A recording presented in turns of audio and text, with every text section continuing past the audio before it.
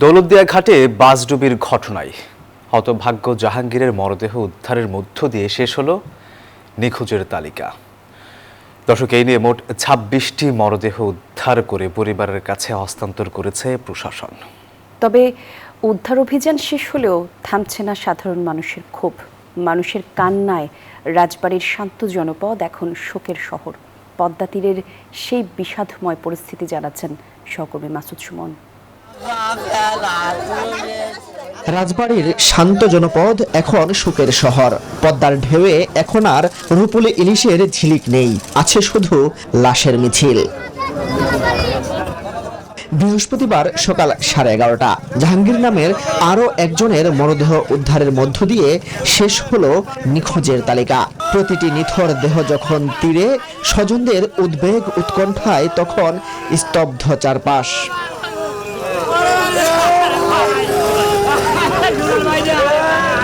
এর আগে সকালেই উদ্ধার হয় আশরাফুল ও উজ্জ্বল শেখের প্রাণহীন দেহ। প্রিয়জনের মুখ দেখেই বুক ফাটা আর্তনাদে ফেটে পড়েন স্বজনরা। তাদের এই শূন্যতা ভরাট করার সাধ্য যেন কারো নেই। আমি যে বেরোইছি কিভাবে আমি নিজেও জানি না। এক হাতে আমার ওয়াইফ, এক হাতে আমার বাচ্চা, 6 বছরের বাচ্চা। যখন গাড়িটা ঝাঁকে দিছে আমার বাচ্চা, আমি ছিটকে গেছি। আমার ওয়াইফ, আমার 2 মেয়ে, আমি আমার ছোট মেয়েটাকে নিয়ে কোলে নিয়ে আমি নিচে আসছি, আর বড় মেয়ে এবং আমার ওয়াইফ গাড়িতে ছিল। আমার মতো আরো অনেকেই বাচ্চা নিয়ে নিচে নামছে। গাড়িটা দাঁড়াইছে গরম, নিচে নামার 2-3 মিনিট পরে গাড়িটা। এ নিয়ে মোট উদ্ধার হলো 26টি লাশ। একে একে তাদের তুলে দেয়া হয় স্বজনদের হাতে। এই শোক এখন আর কেবল রাজবাড়ির নয়, ছড়িয়ে পড়েছে গোটা দেশে। আমার ভাইয়ের শাশুড়ি মারা গেছে, অলরেডি তার লাশ পাওয়া গেছে। আর শালা আর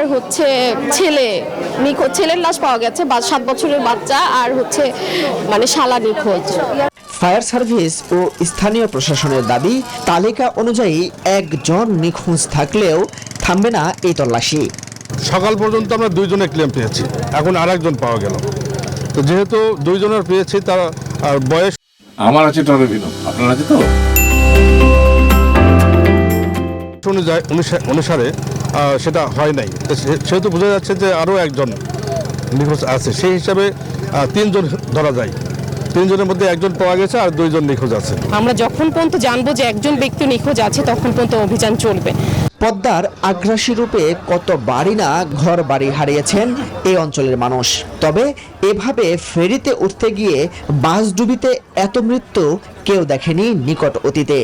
সম্পূর্ণ গাড়ির বামে কাটা ছিল, সম্পূর্ণ ওই গাড়ির অ্যাঙ্গেলের সাথে লাগিয়ে সম্পূর্ণ গাড়ি উঠে গেছে। ছোট বাচ্চাটারে বাস দিয়ে ধাক্কা দিয়ে বাইকে দিছে, ওর ছোট ভাই বাড়াইতে পারছে, ওর মা বাড়াইতে পারে নাই। রাজবাড়ির এই বিষাদ ছুঁয়ে গেছে পুরো বাংলাদেশকে। ভুক্তভোগীরা বলছেন, জীবনের বিনিময়ে নয়, যাতায়াতে নিশ্চিত হোক সর্বোচ্চ নিরাপত্তা।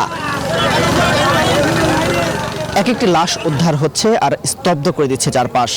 রাজবাড়ির এই শান্ত নিরাপদ পরিবেশ রূপ নিচ্ছে লাশের মিছিলে। স্থানীয় সবার দাবি, আর যেন একটি মৃতদেহ না হয় এই পথে। সর্বোচ্চ গুরুত্ব দেয়া হোক যাতায়াত ব্যবস্থাকে। দৌলতদিয়া ফেরিঘাট থেকে মাসুদ সুমন, নিউজ 24।